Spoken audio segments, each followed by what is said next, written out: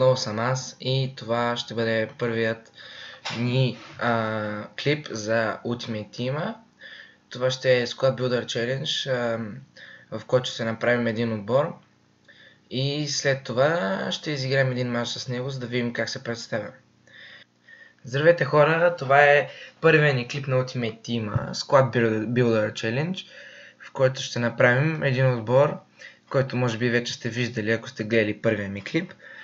Но ето го и него, ще правим BPL отбор. На вратата ни ще е Кариас, който за мен е изключителен вратар, спасява е много дуспи и ситуации за мен на Ultimate Team. В защита ще ни бъде Матип, който е много добър защитник също. Аз поне лично умея да играя с него. Не знам как ми пасна. Дейли Блинд, който също е доста добър, но скоро може би ще трябва да го заменя. Натаниел Коен, както виждате, има 86 пейс. Много добър ербек, може би във Висшата лига другият по-добър е Кайл Уолкър. Гайл Клиши съм избрал за левбек. В халфовата линия имам Оскар, който според мен не е много добър, но се представя на ниво.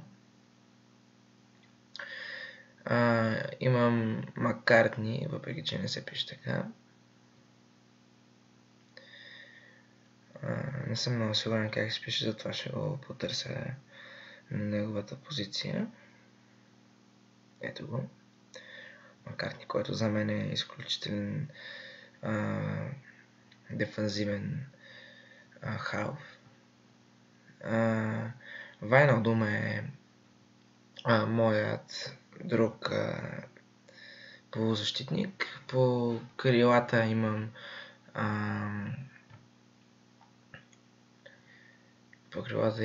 Уолкът, който има 93 пейси, за мен е изключително крило. Десният ми халф е Делфело, който има 91 пейс и за мен е много добър. Даже наистина бих могъл да кажа, че с него се представям по-добре, отколкото с Меси. И в нападение ни е Джейми Варди. Само погледнете, Джейми Варди има 93 пейс, 80 шутинг, 63 пасинг, 77 дрибъл, 54 дефендинг и 79 файсикъл. За мен това е най-добрият нападател във Висшата лига. Може би не по оверал, но по качества и по пейс, което може би не е чак толкова важно в тази FIFA, но за мен е изключително добре да имат пейс. И така влизаме в първия ни Ultimate Team матч. В този канал, естествено.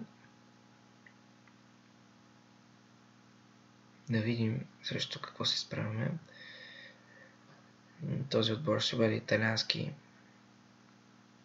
На 100% съм сигурен. И да започваме. Има Карлос Бака, Франческо Тоти,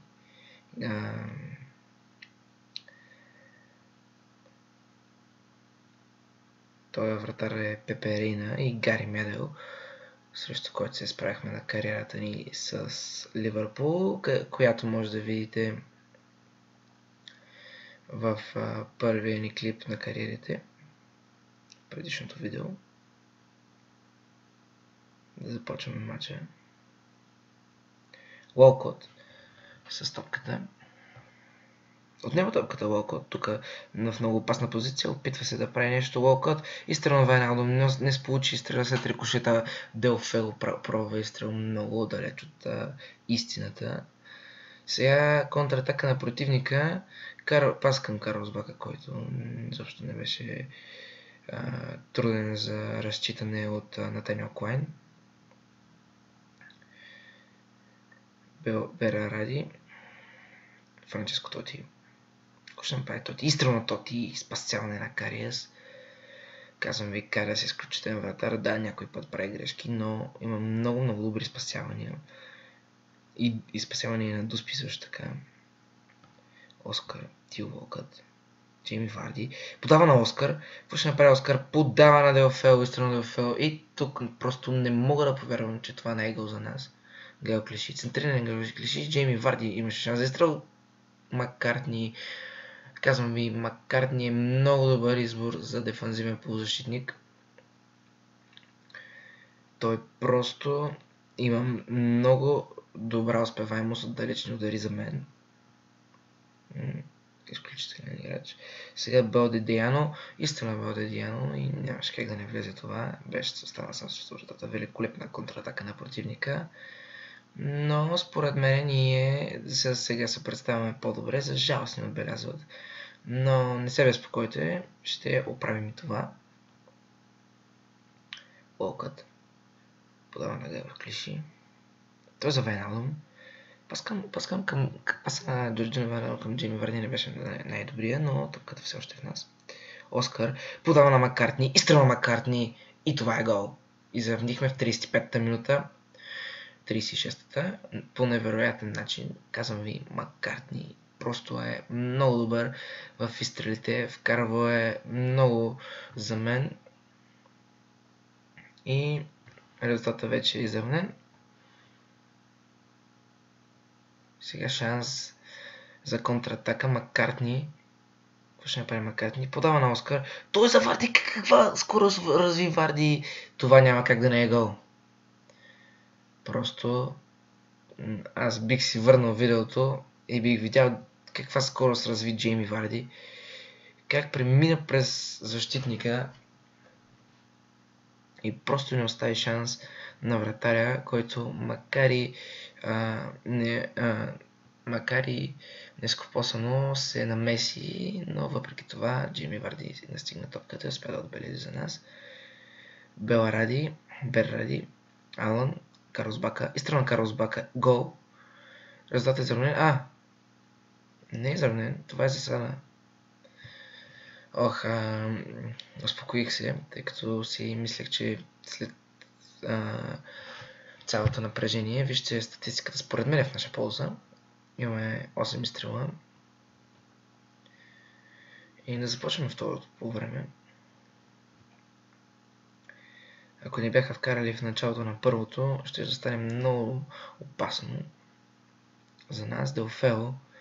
Спомня се Деофел, но въпреки това продължава на Таниел Клайн. Деофел подал на Локот и страна на Локот.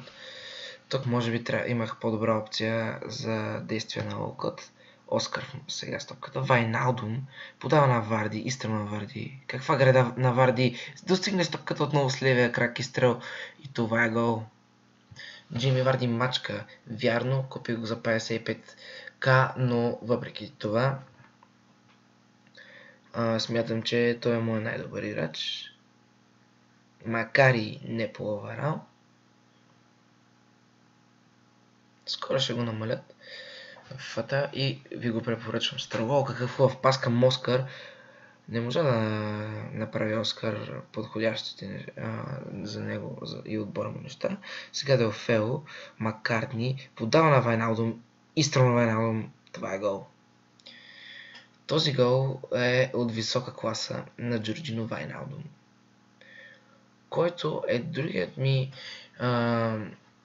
централен защитник, но за мен той не е типичен централен защитник, но аз обикновено го ползвам така дори и на кариерата. Сега има прак свободен удар за мен. Аз изобщо не съм добър на прек свободни удари и почти сигурно ви казвам, че това ще е пропуск. Почти съм сигурен. Вече съм напълно сигурен. Сега Деофел. Спъна се Деофел. Сега на Таниел Клайн. Топката излезе обаче. И търт за нашия противник. 75-та минута. Не вярвам, че ще успеят да ни вкарат 3 гола, но да видим. Алън.